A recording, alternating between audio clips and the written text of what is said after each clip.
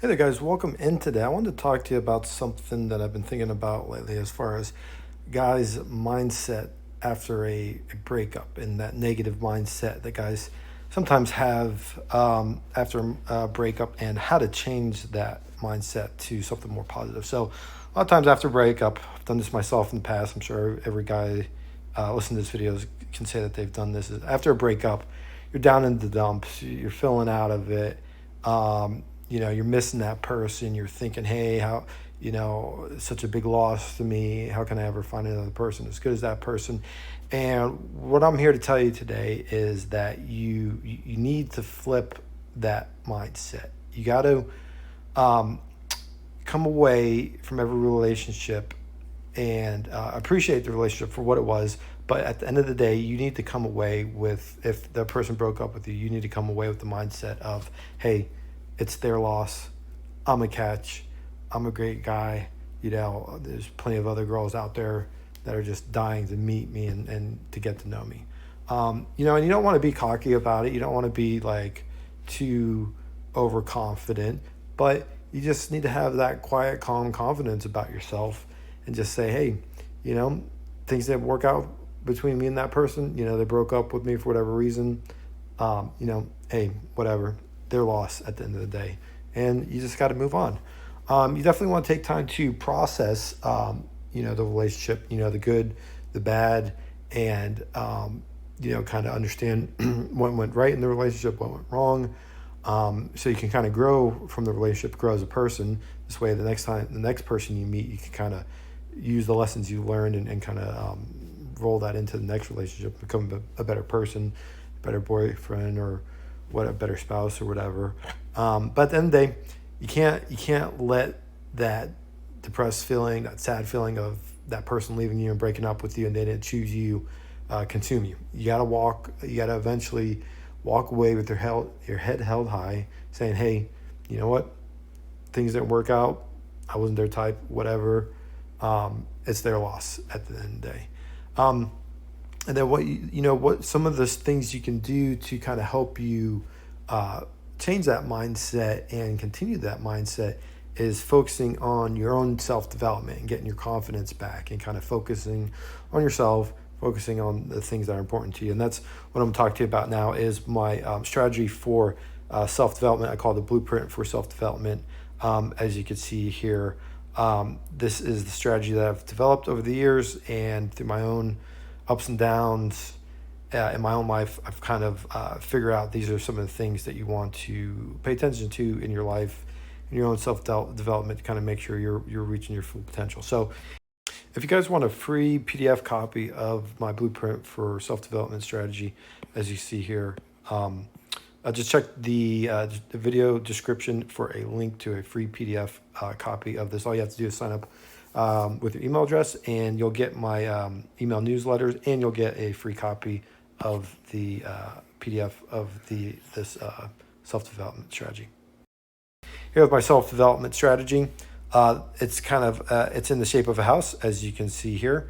Each house has the different levels of the house. You have the base and the different levels of the house, fourth level, fifth level, and then you have the roof of the house, right?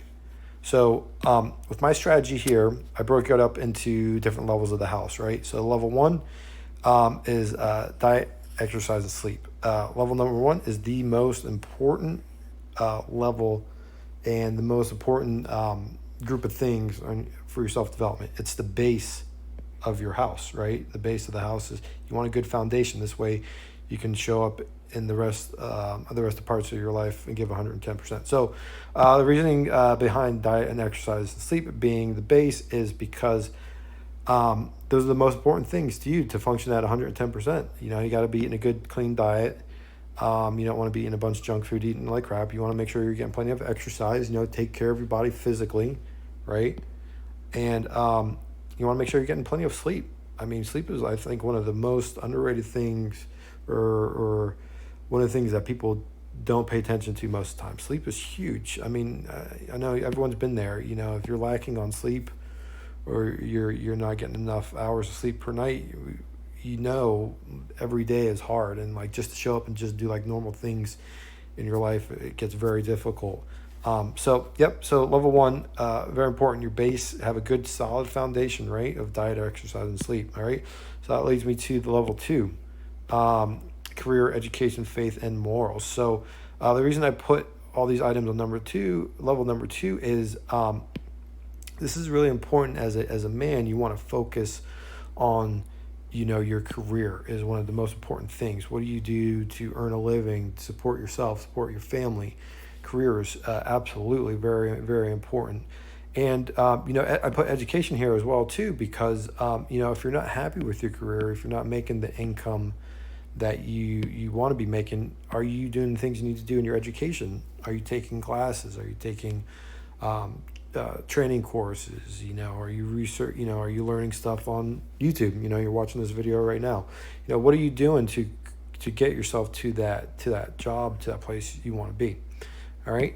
And then faith and morals. So if your faith, if you're a religious person, are you committed to your faith? Do you pay close attention? Are you close and in alignment with what your faith means? If you're not really a religious person, what are your morals? Do you have a moral code? Do you have a way that you like to treat people? Treat people like the way you'd like to be treated. Do you believe in karma? You want a good foundation of your morals and the way you operate and you treat other people and handle situations. So that's level number two, very important. So level number three kind of builds off of level number two, because level number two, your career, is very important because you want to have make a good income for yourself. You can support yourself and the things you want to do and your family. And that kind of leads here to level number three, right? So level number three is finances. You want to make sure you do a good job staying on top of your finances. You want to make sure you don't get a bunch of credit card debt. You want to make sure you got some money saved up in the bank, just in case, something, rainy day comes along, you lose your job, you get hurt or something. You want to make sure you have some savings saved up. This way you don't get into a financial hardship. So that's level number three. So the next level, friends and family. So friends and family are very important. But the reason I put out level number four is because to show up for your friends and family and be able to give 110%, you got to make sure that the items below are in check, right? Not saying that 100% of the time all of these items are more important than your friends and family, but long term and from from a high level view, you want to make sure that you're taking care of level one, diet, exercise, and sleep, taking care of level number two, career, education, and you're taking care of level number three. This way you can show up for your friends and family and give 110%. Can you provide for your kids through your finances, through your career and finance, a good basic career and finances? Can you help your parents out? They're getting older and they need they need some financial assistance from you, or is your career and your finances in order? This way you can help them out. Another thing too is is your finances in order, so you could go and do like fun things with your friends. Not saying that you always have to spend money to do things with your friends, but just having the lower level items in check will just allow you to show up and give 110% to your friends and family. That's why I put it there.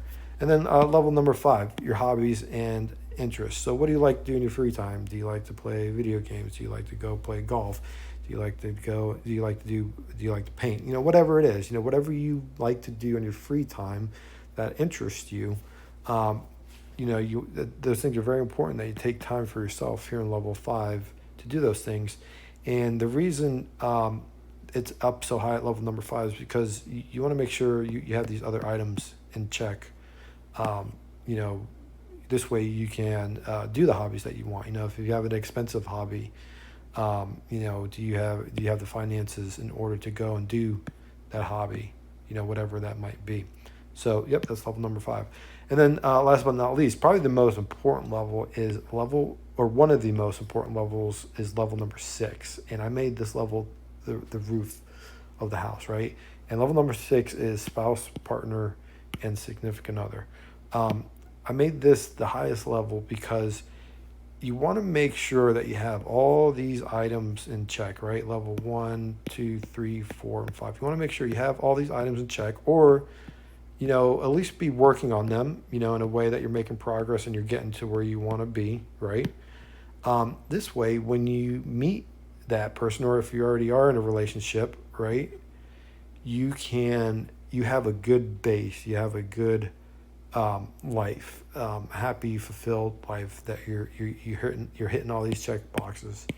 That way, when you meet that person, you're a happy, fulfilled person. You're not lacking in any of these areas. And I'm not saying that you have to be perfect in any of these areas.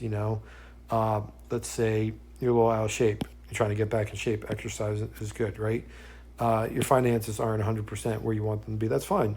You know, not saying that all these items have to be 100%, but at least recognize that you're working on it and that you're trying to get it to a better place. And the reason that level number 6 is the roof of the house is because when you meet a good partner, right? When you meet a good girl,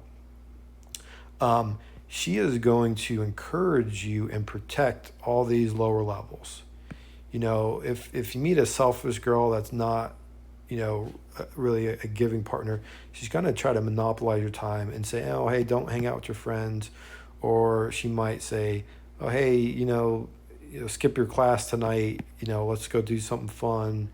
And she might say, oh, you go to the gym too much, we need to hang out more. You go to the gym too much. Like, no, that's not going to fly. You want a partner that encourages you to stay on top of these things.